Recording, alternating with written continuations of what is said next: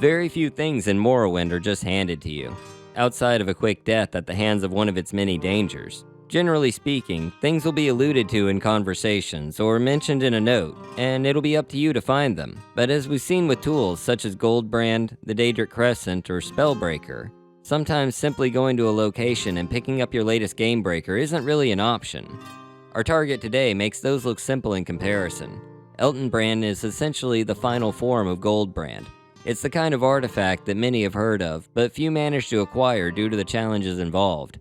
If you haven't acquired Eltonbrand yet, we have you covered there as well, with a link in the description to our handy guide. The in-game lore for the upgrade process is completely non-existent. No one will ever utter its name, no one will comment on the weapon, and there are no books or scrolls that note its existence. Future games would not only fail to resurrect Eltonbrand, but still include Eltonbrand, implying that this process was never meant to occur in the first place, and making players of just the later games wonder if it was all an elaborate prank by the Morrow boomers. But rest assured, Eltonbrand is real, and in more ways than you might think. So sit back and relax as we pull back the veil and examine just what this artifact is, and how to get our hands on it. In order to start this process, like with Spellbreaker, we must be a vampire. Then we need to go to Vivec, the Foreign Quarter Plaza to be specific.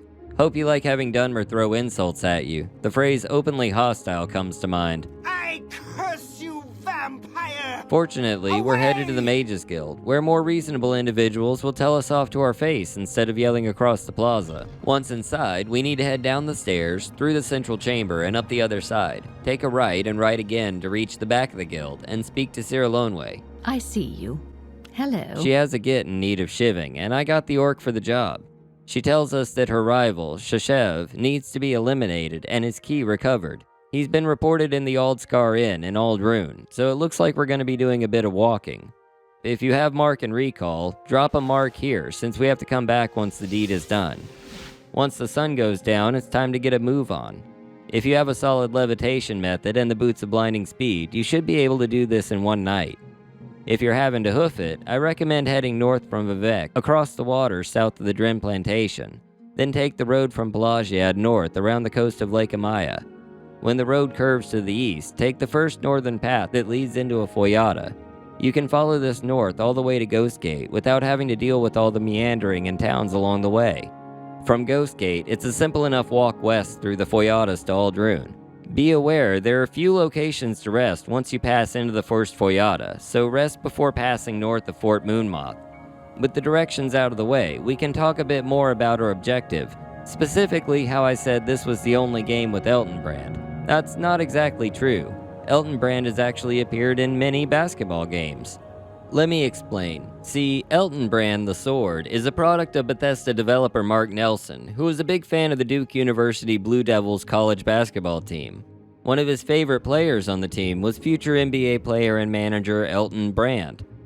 Also, the guy Cyrillonwe wants us to kill has an unusual name for a Dunmer, and with good reason. Shashev's key isn't just the quest item we need to recover. It's also the name of the longtime basketball coach of the Blue Devils, Mike Krzyzewski, and we need to return him to Cyrillonwe, who at this point I'm surprised isn't a Frost Atronach named the Blue Devil. We don't find out much about Shashev himself. I guess this is just a rare occurrence of the character being a plot device and the item being a person. We finally made it to Aldrune. Don't tell all the people who skipped ahead what we were saying about him, okay? Now that we're here, we need to head to the Aldscar Inn, off to the west from Scar, the giant emperor crab who got converted into upscale condos like some sort of fishy shopping mall post-recession. I wonder how you go about getting something like that zoned for residential use anyway. Once inside, we can ignore the patrons upstairs and head down to the lower level. Down here, we should find our container, target, Shashev. Remember, whatever you do as a vampire, don't talk to any Dunmer, Telvanni excluded, that you don't intend on killing. The more traditional among their culture hold a greater than normal disdain for vampires and will attack when spoken to. This works in our favor this time, and we make quick work of this unlucky mage without so much as a sideways glance from the guard. For a little cherry on top, we also get Shashev's ring, with a very nice 15-second paralysis and poison combo. Making sure we grabbed the key, we can go ahead and go back to Vivec and Cyrillonwe. If you used Mark earlier, it's a simple cast away.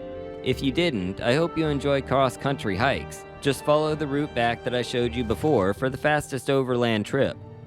While we're on the way back, let's look at what makes Eltonbrand so much better than its base form. The stats on Eltonbrand are similar to Goldbrand's, just with higher base damage, a multifaceted enchantment that boosts your attacks with each strike, and 10 times the charge pool to keep you going longer. The last element we need to make our new NBA star is, of course, money. We need to have exactly 11,171 gold and not a septim more. The significance of this number was once thought to be a winning score from the Blue Devils against their rival, the North Carolina Tar Heels, 111-71. However, the Blue Devils never beat the Tar Heels by this score, so it's far more likely to be a reference to Mark Nelson's birthday, November 1st, 1971. Now we just have to sort out the exact amount of gold we need. The easiest way to do this is to drop your gold on the ground a little at a time. If you're using whatever patch I apparently am that runs the script as soon as you have the exact amount of gold, you'll get a pop-up that says "Go to hell, Carolina," and the gold will be taken. Meanwhile, Goldbrand has been transformed into Eltonbrand. As you may have guessed, that isn't really how it's supposed to go. For the sake of illustration, I'm going to show you what it's supposed to look like with the help of another great Morrowind YouTuber, Mickey D. Before I talk to her, have the right amount of gold in your inventory. 11171. Let's try. Eltonbrand has been added to your inventory. We're done. Go to hell, Carolina. Hello, Outlander.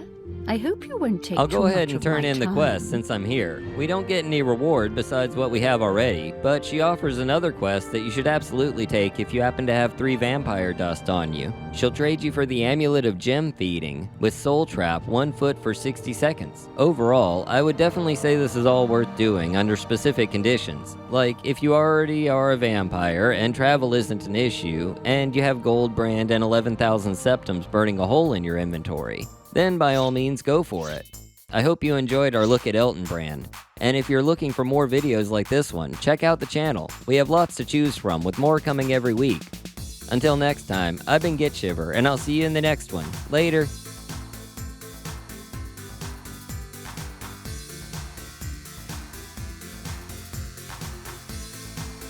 Go to hell, Carolina.